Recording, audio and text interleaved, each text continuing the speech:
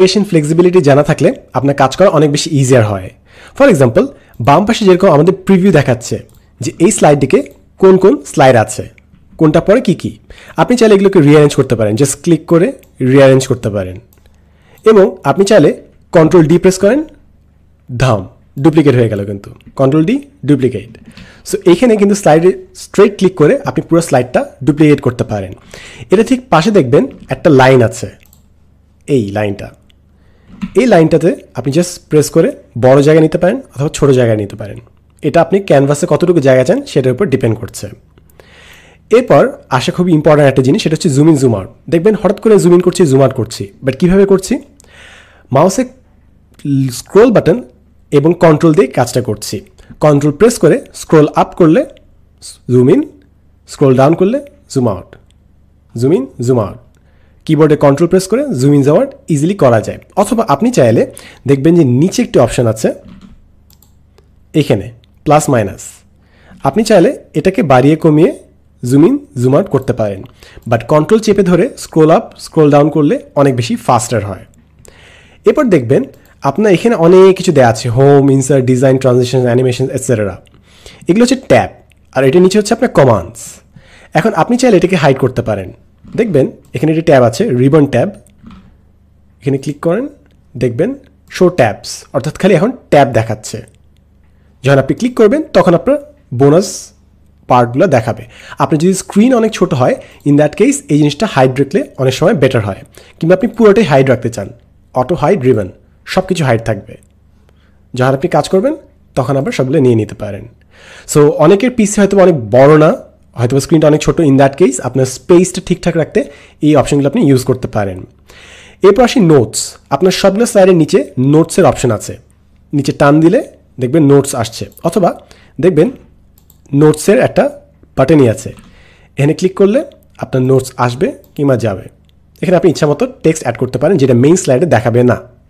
এবং আসে কমেন্টসে আপনি বিভিন্ন এডিট দিস এইসব মেসেজ রেখে দিতে পারেন, যেন পরবর্তীতে কেউ আসলে ওটা তারা ইজিলি খুঁজতে পারে যেখানে কি করতে হবে। এটা বাদ দিলাম। এরপর আসে নিচের ছোট্ট একটা অপশন। মনে করেন আমি একটা বানান ভুল লিখলাম, ন্যাভিগেটিং। আপনি চাইলে স্পেল চেক করতে পারেন, আপনি রিভিউতে যেতে পারেন, স্পেল চেকে যেতে পারেন, অথবা দেখবেন নিচে একটা বাটন আছে ছোট্ট, এটা এখানে ক্লিক করেন এবং দেখেন এখন ক্রস দেওয়া আছে, কিন্তু তার মানে কোনো একটা বানান ভুল আছে।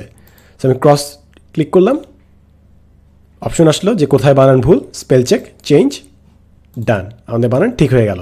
সো আপনি যদি একটা ছোট্ট বাটন জাস্ট সেভ করার আগে জাস্ট ক্লিক করবেন, তাহলে আপনার পাওয়ার পয়েন্টের সবগুলো বানান ইজিলি ঠিক করে ফেলতে পারবেন। এবং নিচে ডান পাশে দেখেন স্লাইড 1 of 4, অর্থাৎ কতগুলো স্লাইড নিয়ে আপনি কাজ করছেন সেটা এখানে বলছে। ফাইনালি আপনি ডিফারেন্ট ভিউইং মোডে কাজ করতে পারেন। নিচে যদি দেখেন দেখবেন কিছু আইকন আছে, normal mode, viewing mode, reading mode. আপনি চাইলে এই মোডে যেতে পারেন, তাহলে আপনার সবগুলো স্লাইড আপনি দেখতে পারবেন যে কী কী কাজ করছেন। যখন আপনার 120-100টা করে স্লাইড থাকবে তখন এই জিনিসটা অনেক বেশি কাজে দেয়। কিংবা আপনি রিড অনলি মোডে যেতে পারেন, যেখানে আপনি খালি রিড করছেন এমন অবস্থা। ফাইনালি দেখবেন এখানে একটা আইকন আছে, স্লাইড অপশন। এটাতে ক্লিক করলে আপনি প্রেজেন্টেশন মোডে চলে যাবেন।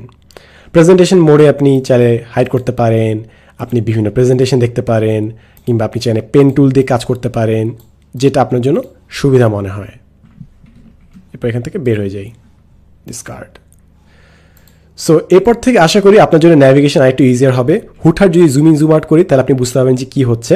এবং আপনি যদি ডাউন স্ক্রোল করেন কন্ট্রোল ছাড়া, তাহলে নিচে স্লাইডে যাবে কিংবা উপরের স্লাইডে যাবে উপরে স্ক্রোল করলে। এবং বেশি জুম ইন করলে দেখবেন ডান পাশে এবং নিচে ট্যাব চলে আসছে, যেগুলো আপনি কাস্টমাইজ করে সামনে পিছিয়ে উপর নিচে যেতে পারবেন আর কি। সো প্রথম দিকে যখন পাওয়ার পয়েন্ট নিয়ে মানুষ কাজ করা শুরু করে, অনেক অপশন দেখে তারা একটু ভরকে যায়, একটু অচেনা মনে হয় সফটওয়্যারটাকে। বাট যত আপনি কাজ করবেন এই ইন্টারফেসের সবগুলো জায়গায় কোথায় কোথায় কী কী অপশন লুকিয়ে আছে সেটা আপনি জেনে যাবেন। অ্যান্ড ফাইনালি দুটো জিনিস দিয়ে শেষ করতে হবে, সেটা হচ্ছে আপনি যখন কোনো একটা জিনিস ক্লিক করবেন, মানে ক্লিক করলেন, ক্লিক করার পর দেখবেন এখানে ছোট্ট একটি তীর চিহ্ন আছে। এই তীর চিহ্ন ক্লিক করলে আপনার আরও বেশি কাস্টমাইজেশন অপশন উঠে আসে সবসময়। কিংবা মনে করেন আপনি শেপ ক্লিক করলেন, শেপ ক্লিক করে দেখেন এখানে একটা টিক চিহ্ন আছে ছোট্ট, এই ছোট্ট টিক চিহ্নটা ক্লিক করলে আপনার অনেক বেশি কাস্টমাইজেশনের অপশন চলে আসে এখানে। অ্যান্ড ফাইনালি আপনি যখন টেক্সট সিলেক্ট করেন, টেক্সটে দুটো জিনিস আছে। একটা হচ্ছে টেক্সটের বক্স, বাইরে যে বক্সটা আছে, এবং সেখানে হচ্ছে টেক্সট।